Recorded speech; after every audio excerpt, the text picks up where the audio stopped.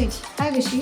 Hey Swetha, how are you? Good. How are you feeling? Great to be talking to you. Okay. This is exciting. That I think both of us are here to talk about one of the very important surveys, the state of the developer ecosystem survey. How do you feel about that? We've not Yeah. done this before. I know the two of us haven't done that, but I think in parts we've talked about it some time back, and I think this is one of those really exciting discussions that we have almost every year.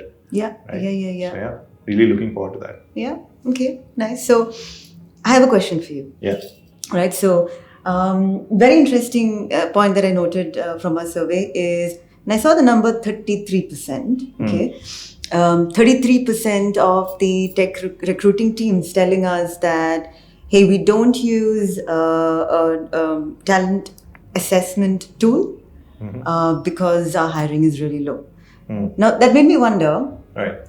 is there a way that, or that's when I thought, let me ask this question to you, have you here. Do you think there's a way to still continue to use an assessment tool even when we're not really hiring per se?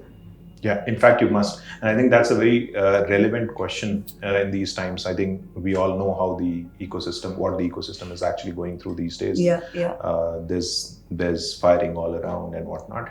And I think hiring managers and more so the talent acquisition teams, I think they must get together and use this sort of a pit stop, if you may, right? And kind of rehash and re-strategize some of the things that they might have done in the past and see how they can do it better when the whole thing picks up again, right? The hiring scene kind of picks up again. And I think some of the specific elements, if I have to touch upon that, regarding assessment tools and using them, I think one of the key things that I look at is analytics, right? So if you're using a very capable assessment tool, you could look back at your past 6 months and 12 months of hiring and basically figure out which skills did you hire for, where did you actually succeed or not succeed as much as you wanted to, what were your success rates for the entire hiring funnel, what kind of questionnaire did you use while trying to screen some of those candidates. And I think all those are very, very relevant data points, and a tool which actually helps you analyze all of that, I think is a boon. So even in these times, it's a great break which you can take and just relook at the entire activity, rehash your strategy, like I said, and then restart some of those things with the corrections that you want to make. Right. So I think now that's interesting, Ponce. You're saying, I think where we go wrong probably is when we just look at it short term and in the now. Correct. Whereas I think it's a good time to also kind of look at it from a long-term point of view and kind of reflect on, not get stuck with it, with the whole analysis battles, but I think use the tool to really analyze and strategize for a few things based on data. Correct. Futuristically. Yes. Absolutely. Okay. Absolutely. Okay. So, a topic which is very close to my heart, Vishy, right? I associate the word bias, right? And especially coming from the recruitment background. Now, another data point from this survey that I noticed is that about 38% of people are developers, right? From the community said that, hey, we've transitioned from a non-tech background to a tech background, right? Through various other channels, not traditionally going to an educational system per se. And say that they've kind of faced bias because of this, right? Internally in the corporate world. What are your views on this? Have you experienced this? What are your views on it? And then I'll kind of follow up. I do have a follow-up question, but then what are your personal views on this? Yeah. No, I think, this is a very unfortunate reality, right? I do feel this bias is real. And I think of late we've been making some improvements as far as the entire ecosystem is concerned, but I think we have a long way to go there. As an engineering leader and as part of the ecosystem, I think there are quite a few things that can be done to address the problem. The problem is difficult, it's very real, it's very in our face, right? And it would be, it would not be, it would be actually unjust if we don't acknowledge it in the first place itself, right? The solution I think is fairly simple though, right? The solution is, you just prioritize skills over pedigree. Right. Period. Right. Right. I know it was easier said than done in the times gone by, but I think these days, this day and age, there are tools, there are support systems available for you to actually assess people purely on their skills. At least the initial screening part of it, your top of the funnel folks, the candidates whom you want to reach out to, can purely be done basis what the skill set what skill set they bring on table, right? And you can assess them very, very objectively today without even looking at what their resume talks about. Right. Talking about resumes, I mean, I think a lot of people have actually taken to blind hiring, at least in the initial stages, right? And I think that's the crux of the answer. Right. So I've had a situation in the past where there have been engineering leaders that we worked with. So one is, I think, as recruiters or recruitment partners ourselves, we've also come from a space of such very traditionally taught methods, where you look at a resume and then you make some judgments out of it, right? And then we park that aside when engineering leaders, I've had a situation in the past where an engineering leader says, hey, don't look at pedigree. But then sometimes when you go through the hiring process, you want to know, where are they from? And sometimes if you're going to pass through a score also, you're like, where's this person from? Have you ever faced that strong inclination to still eyeball on what pedigree? Absolutely. I think that is, I'm not saying it's irrelevant. It is important, right? It is important to look at what the person has done in their professional experience. It is important to look at what they've studied, right? So I think all of that is important. But to do that as the first step, I think that's what I'm questioning, right? Because if you do that as the first step, you will automatically filter out a lot of people who probably have the right skill set for your job, right? So you broaden the top of the funnel and you let more and more people come in and get screened. And post that is when you apply all that. Right. So Vishy, upskilling, right? And again, I sometimes rack my brain thinking about what to give people when it comes to upskilling. Okay? Right. Now, again, data point from our survey: about 20% of our people from the our developers said they're not really a huge fan when it comes to within the company led trainings.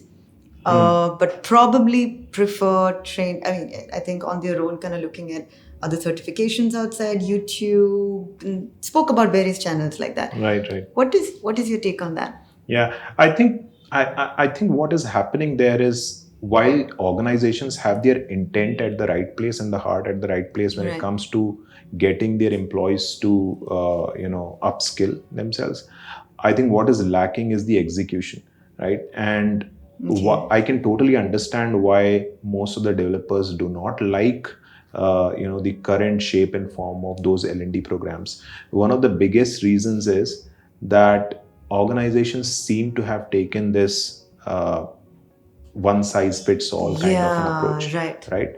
It's a very canned approach where they say, hey, this is the tool we are going to use, and these are the things that it offers, go through this, right? Whereas today, there is so much information and learning available outside on the platforms, and I think what the developers want is flexibility in all these parameters, right? They want flexibility in terms of timing as to when they want to pick up a skill and when they want to drop the ball on that, right?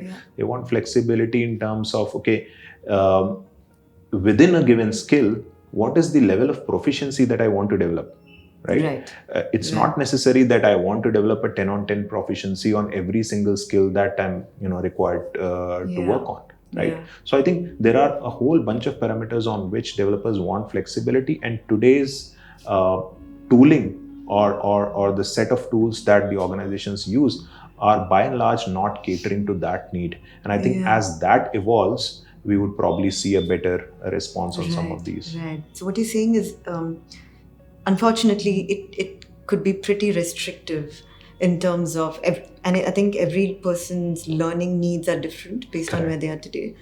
and the tool is not really facilitating that, assessing them, or really just, in terms of aspiration also, right? Kind of I mean, it's also to do with the fact that everybody wants to do things at their own pace as well, pace, right? Yeah. So it's not just about when I start; it's also about when I want to end this, right? What amount of break do I need to take in between, right? So all of those flexibilities, I think, are somewhere lacking in the current setup.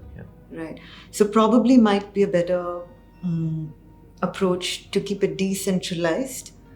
I'm just saying, if you can look and work with the word, how to make training programs a little more decentralized and give that freedom for each person to then play around and do it the way they want to do it. Maybe. And I think that's the biggest factor, although there are other things. For instance, going through an upskilling program also has to be made relevant to what their job is about, right? And I think that relevance is again a key.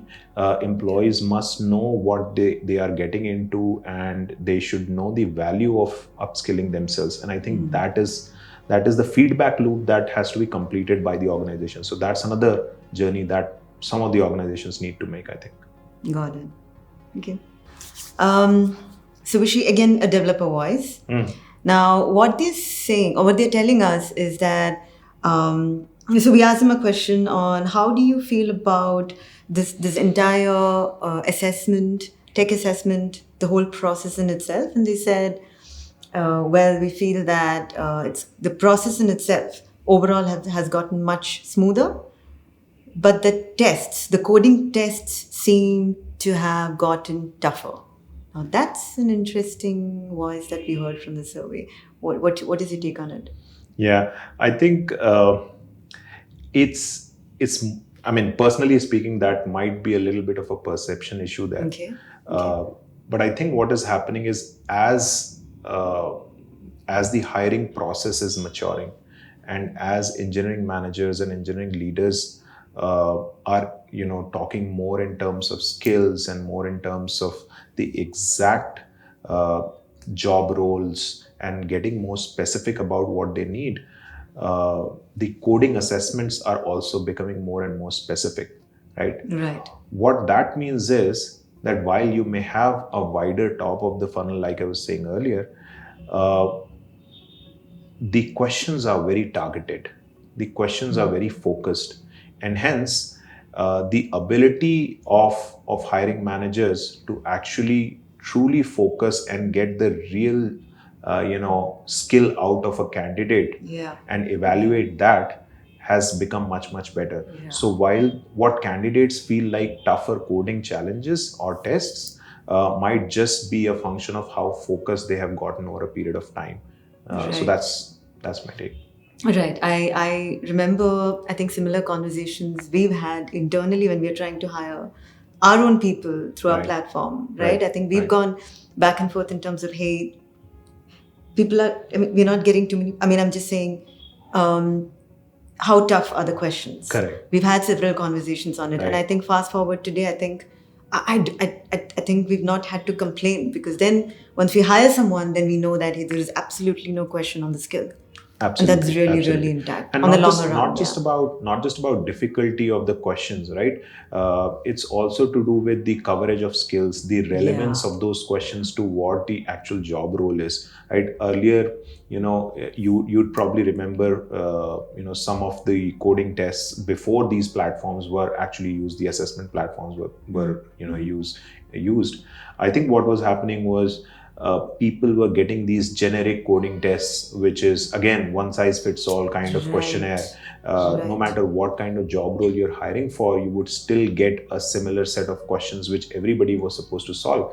And then it was easier for candidates to even prepare for those for those screenings tests. Right now, that's not the case. People have gotten more and more specific, and they want to know what you really truly know about the skills that are needed for the day job. Right. Okay. So Swetha, I have a question for you. Okay. Right? One of the findings from a survey is that about 85-86% of the TA team or the recruitment teams, and about 70% of the candidates Right. which is an overwhelming majority, I must say, feel that the hiring process overall has matured, especially post-COVID, right? And I think some of this is, happening because people have gone remote and processes have changed significantly. Right. But I would love to know what is your take on it. Right. Well, I have to admit that COVID kind of shook everything up. And I think overall in the way we saw people working as a group together, and then also in terms of, I think, how we used processes along with people to work with it, right? Yeah, I think I have to admit that it was great. It was great, I think, from a people process point of view and hiring process point of view, because it just kind of helped put the spotlight purely on processes, taking people away. People are not there in the office, and I think I've personally kind of experienced this, and I know that majority of us out there also experienced, wherein the spotlight now became more on the processes. So which means the gaps in the processes to make things work for us, to drive results, etc. Now those gaps kind of blaringly stood out. So a lot of improvements. Right. I think a lot of, we saw that peak in a lot of process improvements going on. The second is automation. I think the period from COVID drove and pushed a lot of automation, very rightly so, and I'm really glad because, and I've spoken about this earlier also, that I think it kind of brought a good balance of human and tools together, because sometimes a lot of the organizations get carried away with human, and I think it's a good balance that we can really benefit from both tools and working with tools and people together. So I think that way drove a lot of automation. And we could do, I think, a lot of, when it comes to TA and hiring, I think a lot more people actually started using and saw the benefit of using tech assessments to hire faster and all of that. And so I think it's brilliant. I think it worked for us really, really well. Good amount of changes, challenged us to kind of look at the whole world sometimes to hire talent, because we had the great resignation, and I think TA as a function was kind of doomed, I think. My God, we had a really tough time. And you would know this business sitting with us, on us, kind of, let's say, let's hire. So I think, so we really, really, again, relied on, let's use tools to really, really make hiring happen for us and open up pools larger, look at different channels and etc. So I think it was good. Yeah. So what I'm hearing is, pre-COVID, a lot of stuff was being driven and was done by people. Right. From there, we moved to processes and eventually to systems, is what you're saying. Right. Yeah. Okay. A huge benefit, a huge plus. So one of the findings, or the other findings that we've had from this, survey, is that developers increasingly so want to know more about the tech stacks before they actually start the application process, right? They want to know, specifics about tech stacks. What are they actually going to be working on? And I don't think that feedback has been taken in very, very seriously by the ecosystem yet. Why do you think it's still not mandatory in today's day and age to kind of do that? And I think it's just fair for the candidates to know that. Right. I have to admit, I was quite surprised hearing that from the survey. And I'll be honest, I just think it's human error. No, really.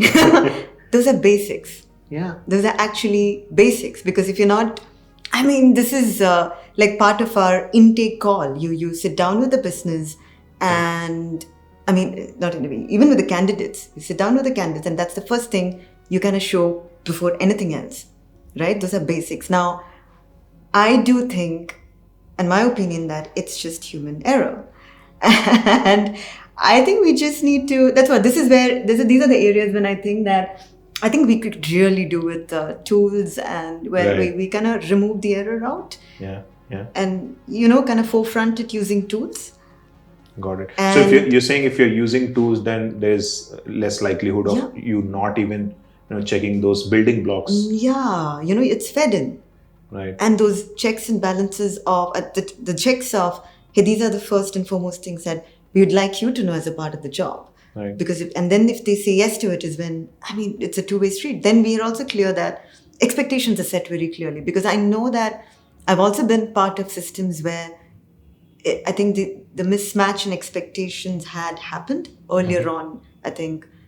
And it just doesn't, it's an absolute waste of everyone's time, effort, and kind of getting someone through that whole interview process, as hiring managers investing time and effort, as recruitment partners investing their time and effort. So it's just a human error. I think we should just replace it with tools. Thank you. All right. So another question, right? About close to 70% of the candidates and the developer and the talent acquisition teams actually said that they still feel resumes are relevant, right? TA teams still look at those resumes while trying to hire. And what is your take at it? Because I would have felt that while resumes are important, the degree of importance associated with resume and pedigree would have probably gone down, at least in the last few years, given how much conversation we've had around skills based and skill driven hiring. So what do you feel about that? What is your take? I think it is true. There is truth in it. And I think, again, my personal view is that, and I'm sure we'll find, and we were able to, and we will definitely find a correlation when we kind of deep down into further data points from the survey in itself. But yeah, I think we should, so from a recruiter's background, right? I'm just, when I kind of look at how traditionally, a lot of the recruitment teams today by profession has been taught to kind of do that. And it's a very strong conditioned bias per se, right? So there is always an inclination, as I said, if you're not keeping the tool aside, if you're not using a tool, the traditional hiring method have always been screened through piles and piles of resumes. And then the first thing you're eyeballing on is, of course, the education background, years of experience, used to even on the gender. I hope we've done away with that. I really hope we've done away with all of that.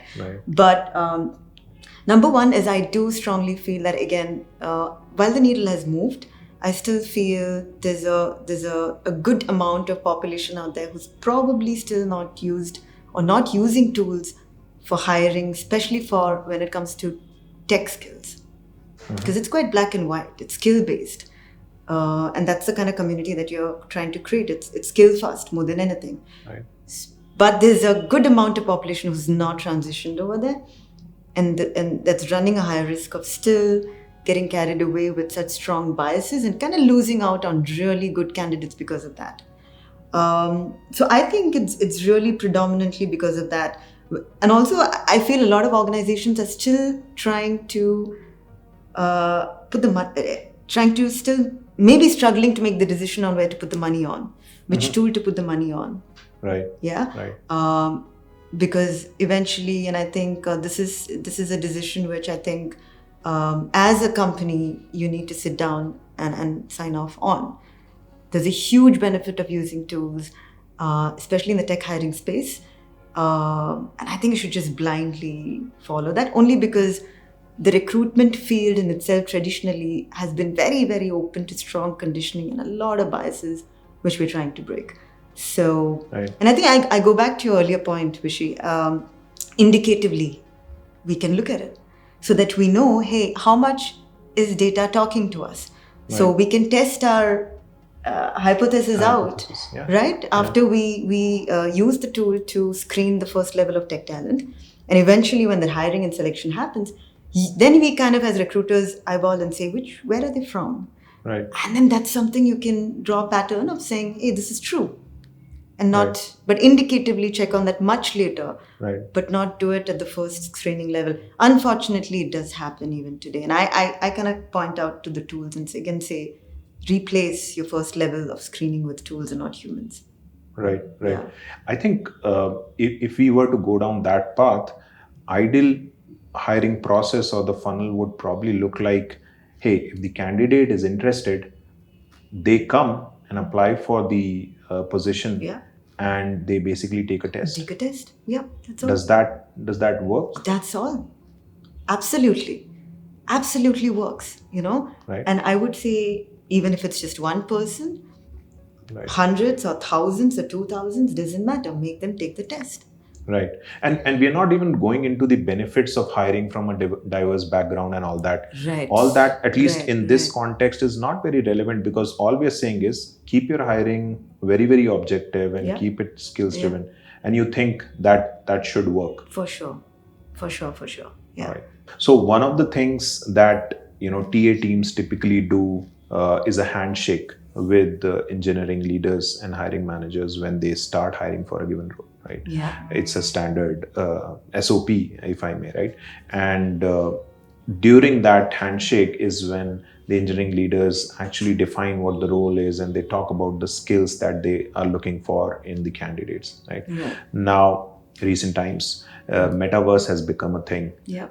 Chat GPT is a phenomenon, right? And everybody's talking about these things, which means suddenly there is a deluge of people wanting candidates and needing teams who have these skill sets, right? AI, ML, game development, right?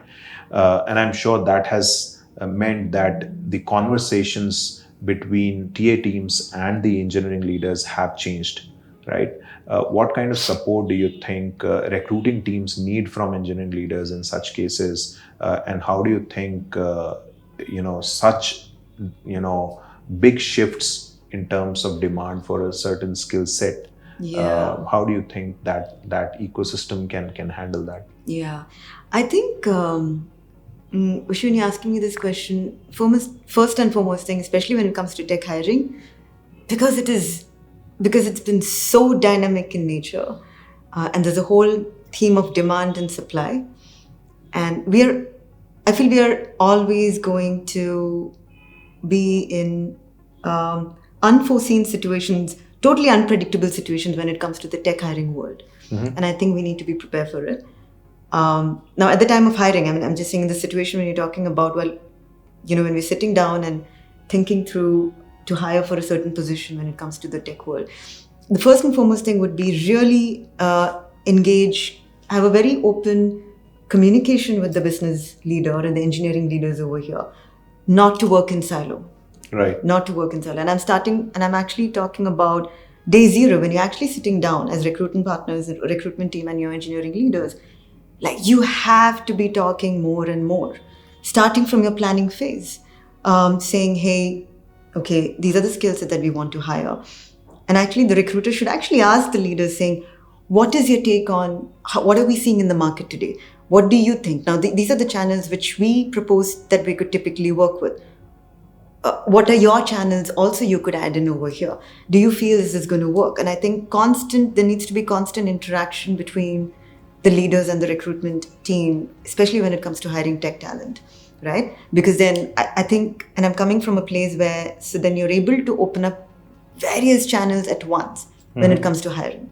Because we've been faced with situations where towards the end of the hiring phase, when a selection kind of happens, I don't know how the outside world is going to look like. If the market is really thriving and there are multiple offers running outside in the market. We've had situations, and we've seen it already, where offer declines have been really high. People are actually evaluating multiple offers and then choosing what they want to choose. And sometimes as a company, we're not going to just move the lever only on money to kind of make that candidate join. I'm just saying that we need to plan for those unpredictable situations from day zero. Right. And identify multiple channels together, including, I think, the engineering leader and the whole engineering hiring manager, everyone's network and community to be also tapped into. Now, that is also a very strong channel for us to leave the word out, get the word out. Also sign off on multiple other channels that we can in parallel tap into, ask the questions saying, do you think there's a benefit of looking at people with 2-3 years of experience? Do you think there's a benefit of freshers anywhere in this percentage of hiring that we're doing? Do you think there's a benefit of going to those educational institutions or the institutions who are training and already have the candidates ready at their side? what is the risk of hiring from there or not, right? So what I'm saying is it needs to be a really, really collaborative approach, especially at the planning stage, and then you go make it happen and see how that funnel kind of is looking like towards the end, towards the selection process. That's interesting. So you're saying that the dialogue which was already happening between these two players, which is the engineering leaders and the recruiting teams, needs to be a lot more deeper, and it needs to be a lot more consistent. Absolutely. It cannot be like a one-off thing for a one-off position or a one-off set of skills, right? That's one. And the other thing that I'm hearing from you is that there is an unknown when it comes to tech hiring space, because skills are evolving at a faster pace than ever. But it's a known unknown in the sense that you know every few months you will be faced with some new skill set, right? And I think so from your experience, is this something that the TA teams are particularly equipped with in terms of dealing with this change, or do you think there is a certain amount of openness, and there's a certain amount of even upskilling required for TA teams to actually go through this sort of a change? What is your take on that? I think there is. And the word that comes to my mind is really to think on your feet. Right. Change management comes to my mind. And this ability to learn from your experience very quickly and think on your feet, drawing patterns out of historically what has happened. Got it. And I know that we're talking about training, Vishy, here, but I think it's just I can't stop talking about this enough to kind of say that how we need to be agile, right? Really, as a TA team, adapting to things as they come. I mean, formal trainings, etc., and all of that, but I don't think that's change management. Got it. Like how to deal with a change, and most importantly is this whole competency per se and behavior of really how are your ability to kind of learn from the historical experiences that you've had, data based, and then you're able to kind of today, if you're hiring for a position, you're able to apply all that learning, and your planning phase then becomes extremely robust and strong. Got it. Makes sense. Yeah.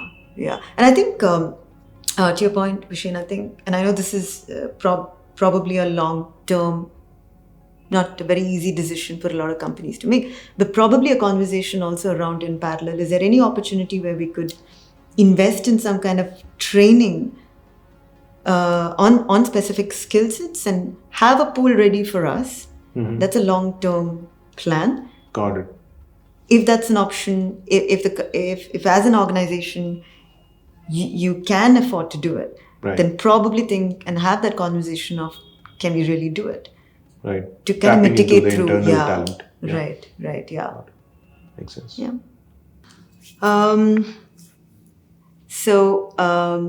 Vishy, this is, again, I think, I'm sure it's a question mark on every HR person's mind today, right? It's about the whole engineering culture, right? And then we've had sometimes, I've thought about it personally, sitting down, right, and thinking about the overall company and then specifically the engineering culture per se. Now, an interesting point in the survey that we saw was, when we kind of maneuvered through that topic, people talking about how probably they want to be, it's important that our developers feel a part of the growth story and the journey, as a part of the company, feel invested. Right. So different points that they've spoken about kind of coming out in the survey that they feel driven about, right? Now, the word that stood out to me and I wanted to ask you is engineering culture, right? One is, do you feel, and is your point of view, do you feel that the engineering culture, of course, it's a separate thing from the entire company? Number one. Right. And then just generally, what do you feel engineers or the tech population, or then our tech teams really need as a culture to kind of stay very engaged and then just stay? What do you feel? Right. Yeah, I think I was going through one of the MIT studies that was conducted recently, and it said that work culture is 10 times more responsible for the attrition as compared to, let's say, the compensation. So yes, Right. work culture Right. and engineering culture is very, very important, and I think a key element. Now, coming to your question of, is it different, is it sort of very different for the wider organization versus engineering when we look at the cultures? I think there are elements which are overlapping, but there are elements which can be very, very different when you look at engineering specifically. The overlapping elements could potentially be things like ownership, right? Right. Right. Irrespective of the function that you're part of, whether it is HR or sales or marketing or engineering, I think driven individuals always look for challenges and look for ownership, right? I think that is definitely something that everyone is looking for. And of course, as an organization, if you value the ownership that these employees and individuals seek, I think you can create a culture around that which is very, very rewarding and has a very positive feedback loop, right? Right. Right. Employees do more, employees contribute more, organization grows, Right. employees get more Right. opportunities to showcase their skills further, and so on. So it's a very, very positive loop that you're actually setting up with ownership itself. And I think Yeah. that's very key to fast growing organizations, I think, more so than your conventional organizations. Now, coming to engineering, I think innovation, and I think this is something that stood out even in our survey. Right.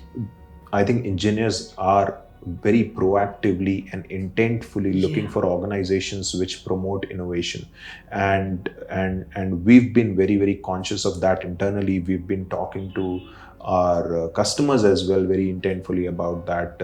We happen to be in a similar space where we drive innovation for Yeah. Yeah. and enable it for some of the other organizations. And I think what engineers want as part of the culture is, when they say innovation, what they're truly looking for is flexibility to work on things that they're really passionate about, Right. right? Right. They're looking for a fresh set of challenges which they can really connect with, right?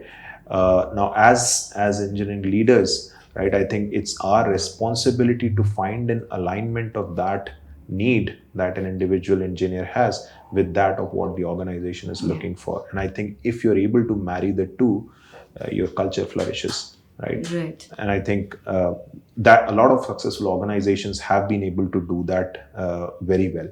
And I think innovation definitely remains one of those key elements. Beyond that, I think engineering culture is also a lot about being very data driven, very, very focused in terms of the key metrics that engineers are supposed to drive. And luckily for engineers, most of them happen to be really good at some of those skills where they are very analytical, Right. just because they happen to be in that nature of the job, right? So I think, analytics comes very naturally to them. They are okay working with numbers, they are okay playing around with numbers. And if you can measure those improvements, if you can measure every single thing that you are contributing towards, I think that again is a very significant part of the culture, at least to my mind. Right. And of course, lastly, it is to do with behavioral aspects. And I think that's where again engineering leaders play a key part. Engineering culture you know should be looked at from a lens where you are basically rewarding any behavior Yeah. Yeah. that is conducive to organizations growth. You are rewarding people who are continuously punching above their weight. You're rewarding Right. people who are able to see the marriage between innovation and their personal goals with that of the organizational imperatives, right? So I think some of those things, if you can publicly reward and recognize, Right. I think that helps take the cultural element a long way. And of course, there is a constructive feedback loop as well as part of your culture. So if you see problems, if you notice things which are not okay Yeah. with the overall organizational ethos, you kind of nip them in the bud, right? And Right. that is also something which is very, very important and Right. pertinent to building, the overall culture. Okay, nice. Interesting that you kind of put that, because I think the words that I kind of got from you and I could relate also is one is you spoke about when you were talking about, I think, challenging, all challenging work, Right? and kind of I kind of took that from what you were saying, because one of the things that we've seen in interviews is, very interestingly, while hiring for the tech team, where people actually call out when we ask them what you're looking for, is this really challenging problems to solve, Yeah. and at the heart of it, Right. and you also Right. kind of call that out rightly so. Of course, innovation, ideating, and so I think you're overall kind of talking about a space which is very, very free. Yes. And I think where each one of them can kind of cater to what their aspiration is, get to do that kind of work, get to innovate, see that translating into some value to the company, Right. their own growth, recognizing them, Right. Right. and the behavior part of it. Now, that's Right. not something that I've heard too many, honestly, engineering leaders talk about. It's interesting that you really put that out. Right, right. Yeah, I think, again, going back to the challenging work bit, I think, if you have to sort of cater to that need which every smart engineer today has, my default answer to most of such asks from engineers, and trust me, I get that question Yeah. a lot often than you can probably imagine, and my only answer is the most challenging work, the source of most challenging work is basically the work at your desk. Right. So Right. you Right, kind of right. look at, okay, this is the same work that I'm doing, but how do I do it so that it is interesting and challenging? So I think there is a lot of room for actually innovating and doing things in a manner which automatically becomes a challenging work. So that's one. And I think if I had to summarize and sort of marry the behavioral part of it and the organizational elements of it with the challenging work, sort of an argument, I would say, engineers, or rather, any other, for any other role, I think, when they're looking at culture, what they really look, or when they're looking at an organization, what they really want is work is challenging, Right. but the workplace being harmonious. And I think that would sum it up for me.